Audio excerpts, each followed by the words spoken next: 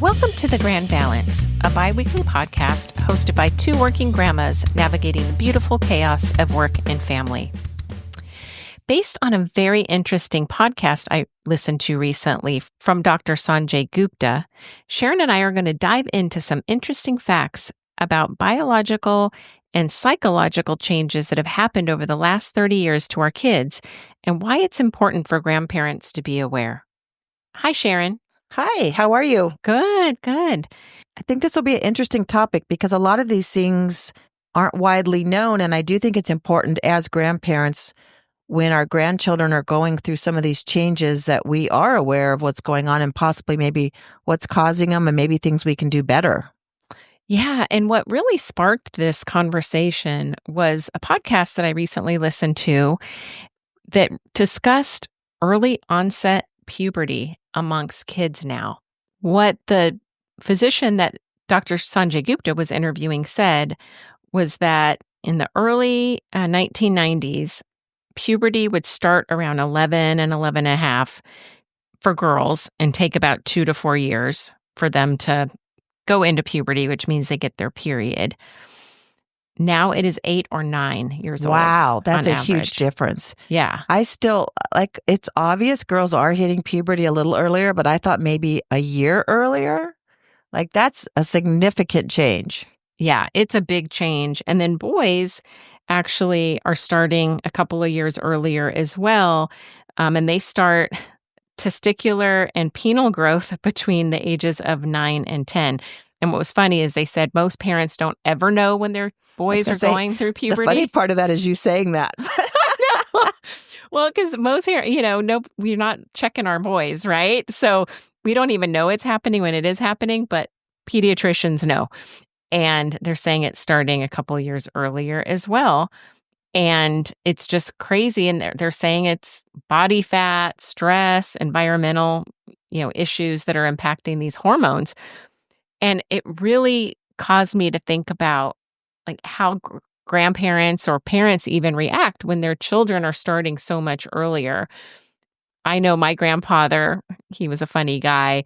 If he saw me getting my little buds at 8 years old, oh my gosh, he'd probably call it out. He'd say to my grandma, "Mary, get a bra on this little one," or something. We do have to be cognizant, yes, not to embarrass little girls, because I remember a couple of things that happened to me back in the day, and it's it sticks with you. Right. So I do think as grandparents, that's something we need to be aware of and make sure that we're not causing girls to be embarrassed or having any shame, because it's all obviously a very natural process. I know. And it was kind of a funny story. My great grandmother, little Italian, 4'10" little thing. As she got much older, she was had dementia and things like that. But I brought over a friend. Now, keep in mind, we were in our teens, so we could handle something like this. I can't imagine an 8 or 9-year-old handling this. But my grandmother, when I brought my friend over, who was a little more voluptuous than I was a little flat-chested little thing, went up to my great-grandmother, and my great-grandmother pinched her boobs. Oh, no. And said, "Nice." She in her little Italian accent. Oh, no. And it just brought back so many memories of inappropriateness. Well, not only that, and she was a great grandma, so we can't be doing things like that. I know she was, not of her full right mind, but even, bringing it up, mentioning it, there's going to be some insecurities, obviously, when this is happening, especially when they're so young. Exactly. And probably very confused on what's going on. Hopefully we can hope that the parents are educating the kids in time, which is another reason why it's important to know this, because where you would normally think about talking to your kids about different changes that will happen to them, you thought about talking to them at 9, 10, 11. Now the talk has to be much earlier. It really does. And I think as grandparents, we just need to be aware of this so we're not doing what my grandparents did. But, making sure that we're being supportive, we're not, being overly boisterous about what's going on with their bodies, and just really understand it. And just be there to support if they come to you.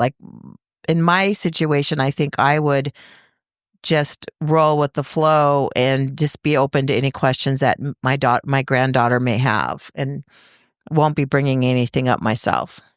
Right. And what's interesting, so during this podcast, it's just a kind of a fun fact.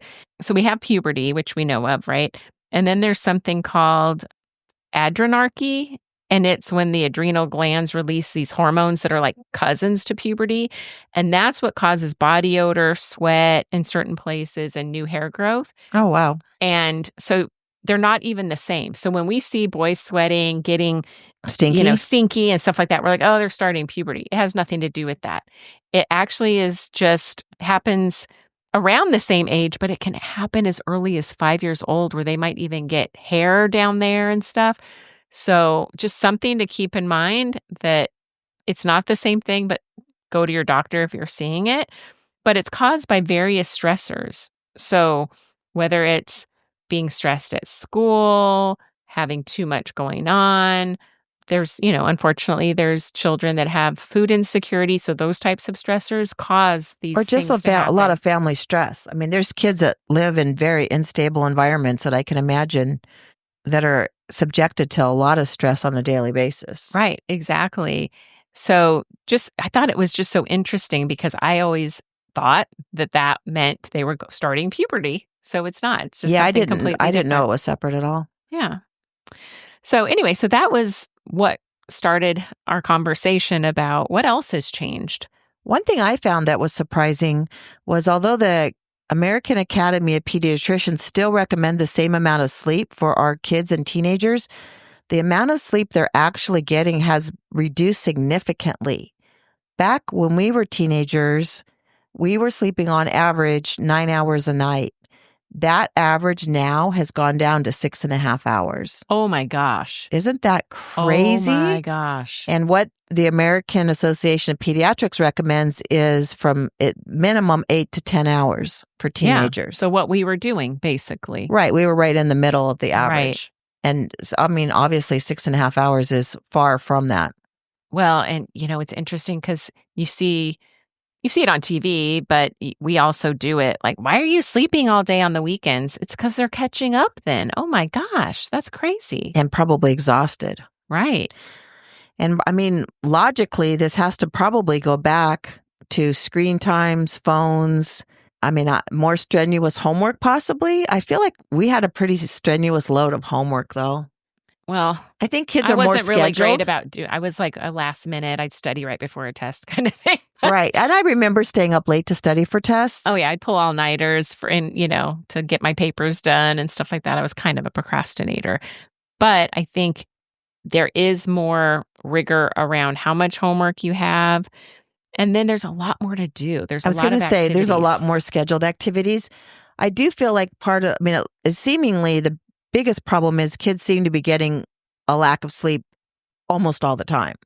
Right. Where we would have to do it one night out of the week for a big test or a paper or whatever it may be. It seems to be the norm now. I don't know what can help this, but I think as grandparents, being aware and maybe supporting sleep schedules when we have the kids in our care. And then if they're teenagers, not give them too much of a hard time when they just want to sleep during the day or on the weekend. It's just let them do their sleep, because apparently their body needs it. Right. It doesn't make them lazy or anything like that. It's just they're tired. Poor things. They need sleep. Yeah. Wow. Yeah, that's terrible. But I do think some of it has to do with screen time too. Oh, 100%. Because I'm thinking of my kids. Both of my kids had a very demanding schedule between academics and athletics, and sleep was always such a huge thing for me from an early age. And obviously when they're in high school, you can't do much about it. They have homework, they'll sit and do their homework. But up until that point, it was a very, very big priority in our lives. Like, they had a very solid bedtime. If we were in the third inning of a Padres game, we were going home if it was a school night, because it was whatever time it was. Yeah, that's true. And I remember one night I was traveling. I traveled a lot and would have to come home sometimes if flights were delayed at 1 a.m, but I'd always check on the kids. And I remember my kids were asleep. I opened the door and my daughter's phone buzzed and she reached for the phone. at like 1 in the morning. In the middle of her sleep? In the middle of a sleep. Like she felt the buzz or something like that. And that was it. I mean, she wasn't supposed to have phones in the room, but Mama wasn't there to check up on them. So I think she got away with it, but no more after that. Right. Yeah, that was our rule. Kids charged phones in my bedroom at night, and that was not a favorable rule, but...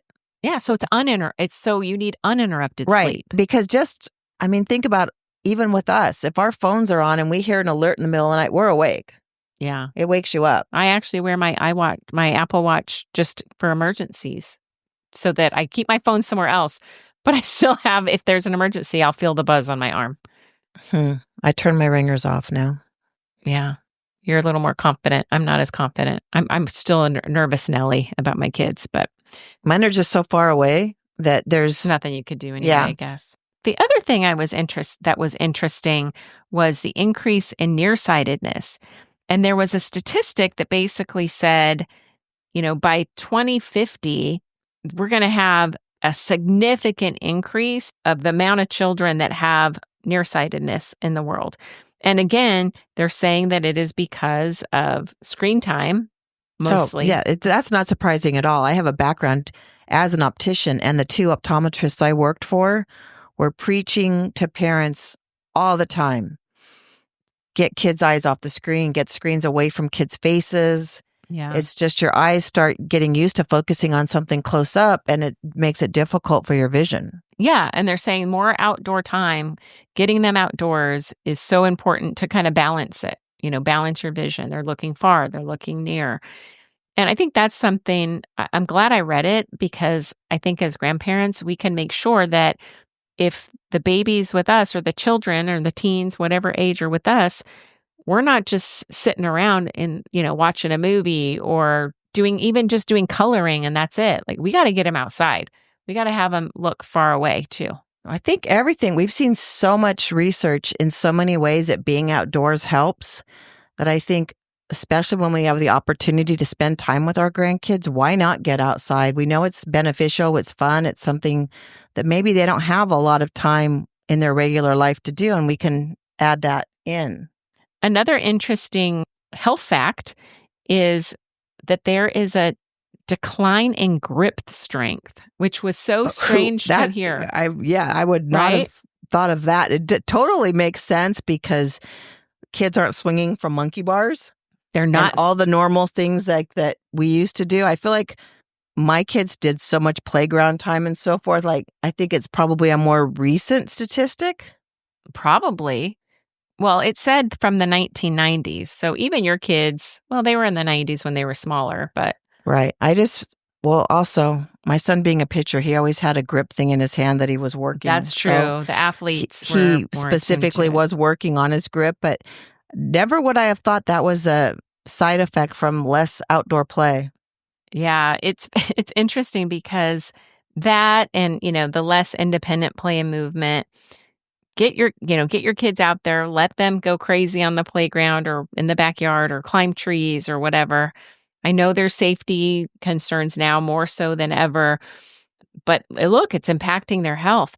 I remember as a teenager, again, we had more freedoms. We're Gen X. Oh, right. Yeah. We were leave the house in the morning and come back before dark. And yeah. I mean, you see the videos or the little memes that are like how Gen X survived everything. And it's funny. I went to a friend's house and she had a 2-story house and the door was locked somehow. We couldn't get in.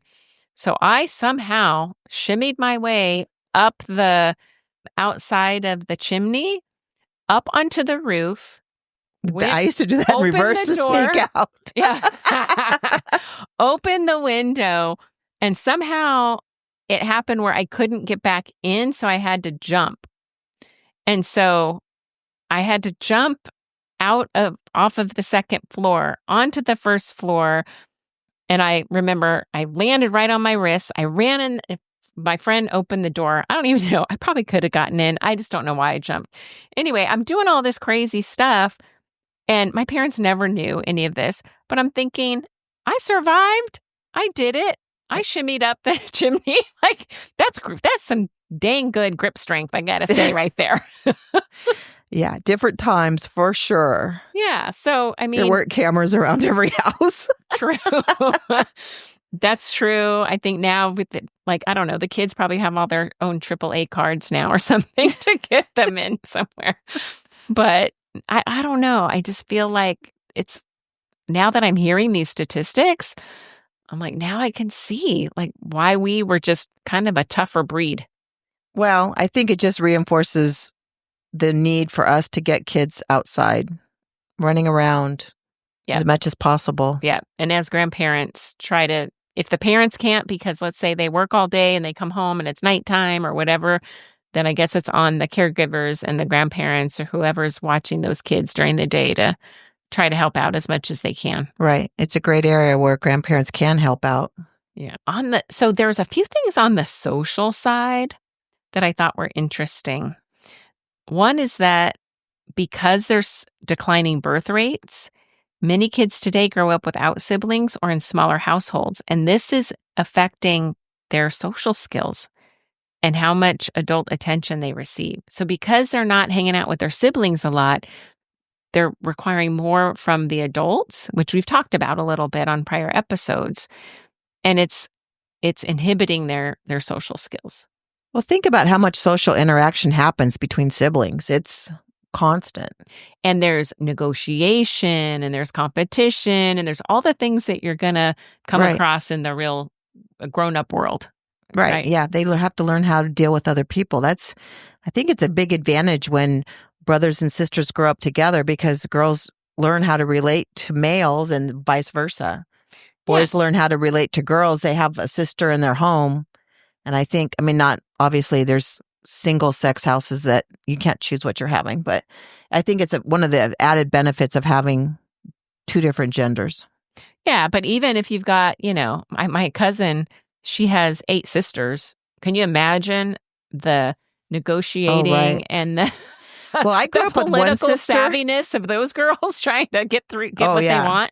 No brother. My sister and I are extremely close. We talk every day. We live 1,000 miles away, and we still are very much involved in each other's lives. But high school, we fought like cats and dogs, and it was all about clothes. No, that's funny. That was the biggest fight. And then my mom made this rule that we couldn't borrow each other's clothes. So then we had to sneak and do it. And then we couldn't go to war with each other over it because then we would be in trouble for breaking the rule. But see, those are like life experiences that 100%. carry on into adulthood. And if you're just listening to your parents and, that's all you have in your family environment, then I could see how that could impact. And there's nothing against it. It's the reality of what we're facing today. And we wonder why kids aren't as social. Maybe this is one of the reasons. No, it makes sense. And also think about with siblings, you have to learn how to stand up for yourself. Yeah. Defend yourself. So that was one on the social side. The other one, which was a little disheartening and kind of scary to me, was that now kids have much earlier exposure to adult concepts. And that's because of the internet, media. Kids are exposed to adult themes, violence, sexuality. Well, and the sad thing is, it's just more accepted. Yeah. I think the thing, like us raising our kids and us being raised, we were sheltered from a lot of things. And now there's just less of that going on, I feel like, unfortunately. Well, and then it kind of goes back to the puberty thing. If kids are looking more grown up at an earlier age, they're probably being exposed to, being hit on at an earlier age and stuff like that too. Yeah, it's sad. It makes me sad. The whole subject makes me sad because you want kids to be able to be kids and not have to worry about all the adult type of issues before they're ready to actually handle that. Well, and then that, back to the puberty thing, they were saying even though their bodies are changing, their minds are still little kids. And so we really need to be thinking more about what they're being exposed to at such a young age. Right. And as grandparents, I guess where we step in there is we are very conscious of what's going on in our home when they're there, even if the TV's not on for us to watch, if there's someone else in the home watching something that isn't the best. For young kids, make sure the TV's off or certain music. I guess we just have to be aware of what's going on when grandkids are around.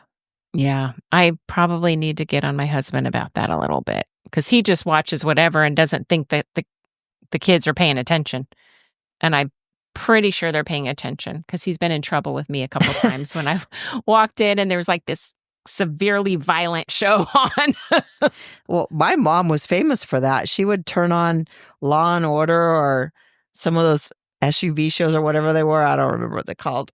Or they'd be like graphic. They'd show graphic. Well, we would walk in and be like, Mom, change the channel. And she would, but I don't think it occurred to her because she hadn't had young kids in the house for so long. Yeah. So I think that's where grandparents can pay more attention to that for sure. Yeah. Just the awareness is probably important. Reminders. Yeah. And then on the flip side of that, there's actually delayed adulting. So teens and young adults are taking longer to move out, get licenses, which was crazy because I remember everybody my age, it was on your 16th birthday, you got a license. The day you turned 16, you were down at the DMV. Exactly. Everybody went to driver's ed. And I remember when my daughter was in high school, now both my kids got theirs when they were 16, but they had so many friends that didn't get them for years. And I was like, why? Why would you not want them? Because they were fine. That other people were taking care of them. Right. My daughter still to this day does not really enjoy driving. And she did get her license, but because she and my son went to different high schools and they started at the exact same time, I was like, you need to get your license so you can drive to high school because I will be needing to drive your brother. Yeah. So she did get it. But I think part of that too is just the cost of living on your own has forced kids to stay at home longer or return home after college. So it's kind of a hard situation to maneuver because you have the grown young 20-something in your home, but they're still your kid, but they're an adult. Right.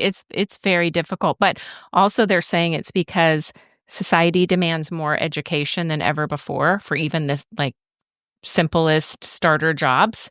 And so does society demand it, or is that just the expectation people feel? Well, I guess it's the same thing, societal pressure. But if you were to try to apply to a job, like a entry-level job, you need many now. You would think, why do I need a 4-year education for that? But they're requiring 4-year education. Oh, interesting.